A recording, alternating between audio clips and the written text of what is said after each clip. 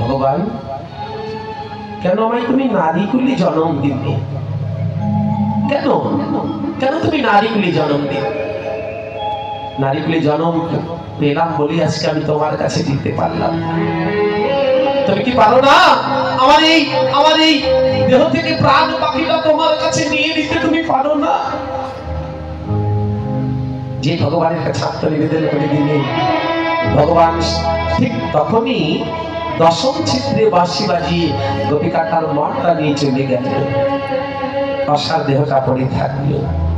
স্বামী সেবলটা খুলে দেখে দেহটা পড়ে আছে, আর প্রাণ না। খোড়া গোপীটাকে বুকের মধ্যে জড়িয়ে ধরে তখন পতি ডেকে ডেকে বলছে, গোপী তুমি বললে তুমি জগৎপতির কাছে যাবে, আমি বিশ্বাস করলাম না, সত্যি তুমি চলে গেলে। একবার বললো গোপী তোমার তো গতি হলো, কিন্তু বললো এই পতির গতি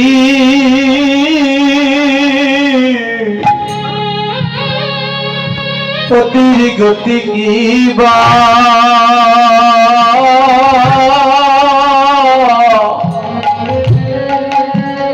আরে কি বা হবে হবে গো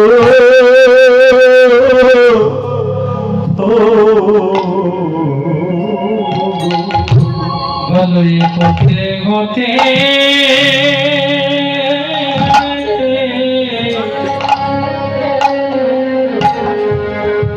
ওরে কি বা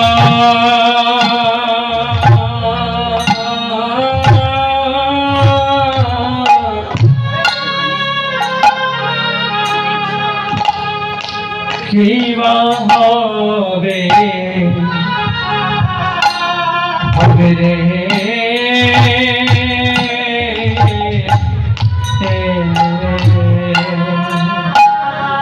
গোপী তোমার গতি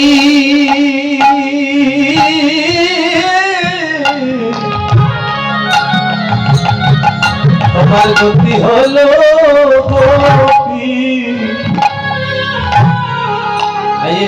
তোমার তো গতি হয়ে গেল, কিন্তু আমার গতি কি হবে বলতে পারো? তাই মা ডাক যদি তোমার সঠিক হয়, ভগবান সেই ডাকে তোমাকে সাড়া দেবেই দেবে। গোপীটা আত্মনিবেদন করে দিয়ে লিখেছিলেন, ভগবান বহু সাধনার ফলে আজকের এই রাত, কিন্তু আজকে রাতে আমি তোমার সেবা করতে পারলাম না। এই যে মাইরা গ্রামে অনেক গ্রামবাসী আছেন, সবার ভাগ্যে কিন্তু আজকের এই রাত নয়। আপনারা এটা লিখে দিয়েছিলেন কোন এক জন্মে যে ভগবান ওই ভাতগ্রামে রাধা গোবিন্দ মন্দির প্রাঙ্গণে রাসলীলা হবে, সেই রাসলীলায় আমি অংশগ্রহণ করতে চাই, আমি তোমার সঙ্গ পেতে চাই। ভগবান বলেছিলেন তথাস্তু। যার কারণে আজকে রাতে আপনারা ধৈর্য ধরে বসে আছেন, ভগবানের সঙ্গ করছেন। কিন্তু যারা লিখে দেয়নি তারা ঠিকসে ঘুমাচ্ছে, তারা কিন্তু আসার সৌভাগ্য হয়। ডাক আপনাদের পড়েছে তাই আপনারা এসেছেন। যদি আপনাদের ডাক না পড়তো আপনারা কোনোদিন এখানে ঘর ছেড়ে, বিছানা ছেড়ে, সংসার ছেড়ে, ঐশ্বর্য ছেড়ে থাকতে পারতেন না। তাই এক এক করে যখন সমস্ত গোপী চলে এলো, ওইখানে মিলিল গোকুলে চন্দ্র গোবিন্দ দাস বলে ভগবান সমস্ত গোপিকাদের ওয়েলকাম জানাতে লাগলেন। এই যে স্বাগতম সুস্বাগতম সুস্বাগতম, স্বাগতম জানালেন। ব্যাপার কি গো, এত রাতে তোমরা বনে কি গো, বনে কি করছো? ভগবান কৃষ্ণ বলতে লাগলেন, কও হে গোপী কি সে লাগে গহন বনে, কহে গোপী কি সে লাগে গহন বনে, বনে কেন এলে গোপী, বনে কেন গোপী কি সে লাগে গহন বনে, তোমরা বনে কেন? যাহ যাহ যাহ গোপী যাহ নিজ ঘর, গোপী কি সে লাগে গহন বনে, এহ নিশি আমার সঙ্গে নাই ব্যবহার, গোপী মিছে লাগে ভগবানের কার সঙ্গে দেখা করতে এসেছো তোমরা? আমি ছাড়া তো এখানে কেউ নেই, তাহলে নিশ্চয়ই তোমরা আমাকে ভালোবাসো, তাই না? আমার সঙ্গে দেখা করতে এসেছে, তাই না? ভগবান কৃষ্ণ কবিতা থেকে বলতে লাগে, এই সতী নারী, আমি একটু গল্প শোনাবো। তোমরা সতী নারী তো নাও, দেখি বোঝা যাচ্ছে তোমরা প্রত্যেকে অসতী। সতী নারী কারা মিলে নাও। সতী নারীর প্রতি যেন পার্বতেরই জোড়া,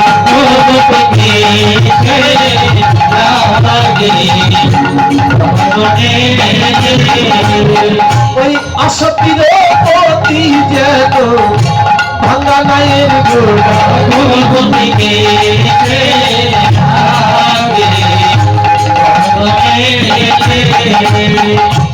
সতী নারীর প্রতি পার্বতেরই জোড়া, আর অসতীর নারী ভাঙা নায়ের জোড়া। তোমরা কোন প্রকার? সতী নারীরা স্বামীকে ভালোবাসে, স্বামীকে ধরে রাখতে জানে। অসতীরা স্বামীকে ভালোবাসে না, স্বামীকে ধরে রাখতে পারে না। তোমরা কোনটা? তোমরা স্বপনে না কহরিও পার্বতীয়া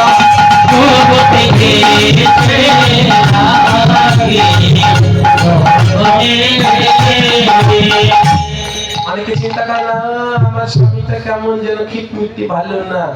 ওর স্বামীটা কি সুন্দর, মোটা সোটা, অনেক টাকা আয় রোজগার করে। ওইরকম যদি আমার একটা স্বামী হতো, কতই না সুখ শান্তিতে থাকতাম। এরকম হয় না? তা এইরকম যদি কোনো নারী থাকতো আমাদের মধ্যে, তাহলে কি হবে জানো তোমাদের গতি? স্বয়ং লক্ষ্মী সাম হইলে সেবা নরকে পড়ি নদে।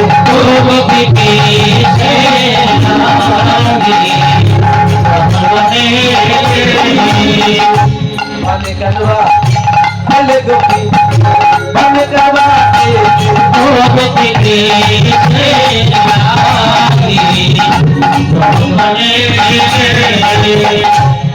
আরো শোনো,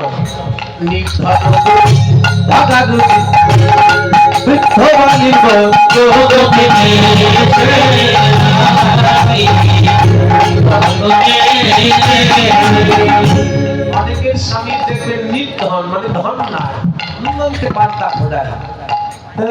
তুই ঠিক মতো ভাত কাপড় দিতে পারিস না, তোর ভাত খাবো না, তোর মুখে না। ভয় পেয়ে গেলেন নাকি আপনারা? এরকম অনেক গোপীরা থাকে না, অনেক মেয়ে থাকে না, তোর ভাতই খাবো না, যা ভাতই যদি দিতে না পারিস কাপড় আর ময়দা আছে, যা। নির্ধন দুর্ভাগা রোগী অনেক দিদি ভাই দেখবেন বিয়ে হয়ে গেছে, কারো দিদির বয়স হলো 30 বছর,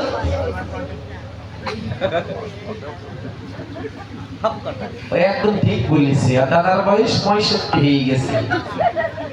এরকম হয় না?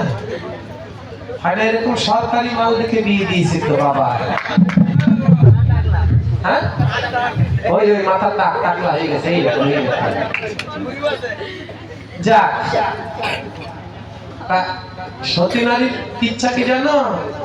65 হোক, ওর দেহটা বুড়ো হয়েছে কিন্তু মন যৌবন আছে এখনো। যৌবনে